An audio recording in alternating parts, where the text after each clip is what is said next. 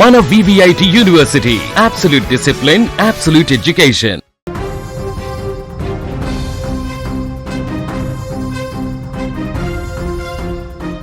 6 హత్య కేసులో నిందితుడిగా ఆరోపణలు ఎదుర్కొంటున్న ఒక వ్యక్తి కోసం పోలీసులు ఇప్పుడు భారీ రివార్డు ప్రకటించారు.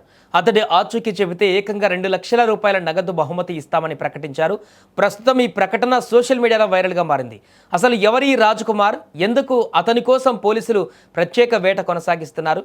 ఒకసారి ఈరోజు జరిగినటువంటి ఆ దారుణ కాండ గురించి ఒకసారి చూస్తే, ఫ్యూచర్ సిటీ పోలీసుల తాజా ప్రకటన ప్రకారం రాష్ట్ర వ్యాప్తంగా సంచలనంగా మారింది. పరారీలో ఉన్న నిందితుడు పి రాజ్ కుమార్ను పట్టించేందుకు ప్రజల సహకారం కోరుతూ ప్రత్యేక ప్రకటన ఇప్పుడు పోలీసులు విడుదల చేశారు.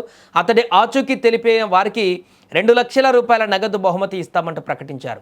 పోలీసుల సమాచారం ప్రకారం రాజ్ కుమార్పై 6 హత్య కేసుల్లో ప్రమేయం ఉన్నట్లు ఆరోపణలు ఉన్నాయి. ఈ కేసులకు సంబంధించి దర్యాప్తు కొనసాగుతుండగా నిందితుడు పరారీలో ఉన్నట్లు అధికారులు వెల్లడించారు.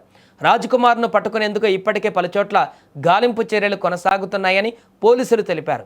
వివిధ ప్రాంతాలలో ప్రత్యేక బృందాలు పనిచేస్తున్నప్పటికీ ఇప్పటి వరకు అతడి ఆచూకీ లభించలేదని తెలుస్తుంది. దీంతో ప్రజల సహాయం తీసుకోవాలని నిర్ణయించిన పోలీసులు నిందితుడి అరెస్టుకు నేరుగా ఉపయోగపడే సమాచారం అందించిన వారికి భారీ నగదు బహుమతి ప్రకటించారు. సమాచారం ఇచ్చే వ్యక్తుల వివరాలు పూర్తిగా గోప్యంగా ఉంచుతామంటూ కూడా హామీ ఇచ్చారు. పోలీసులు విడుదల చేసిన పోస్టర్లో రాజ్ కుమార్ ఫోటోతో పాటు అతనిపై ఉన్న ఆరోపణల వివరాలు కూడా పొందుపరిచారు. ప్రస్తుతం అతడు వాంటెడ్ నిందితుడిగా ఉన్నట్లు పేర్కొన్నారు. ఏదైనా విశ్వసనీయ సమాచారం ఉంటే వెంటనే పోలీసులను సంప్రదించాలని సూచించారు. సమాచారం అందించే వ్యక్తుల భద్రతకు పూర్తి బాధ్యత తీసుకుంటామంటూ కూడా అధికారులు స్పష్టం చేశారు. ఒకవైపు 6 హత్యల కేసు ఆరోపణలు, మరోవైపు 2 లక్షల రూపాయల రివార్డు ప్రకటన. దీంతో ఈ కేసు ఇప్పుడు తీవ్ర చర్చనీయాంశంగా మారింది.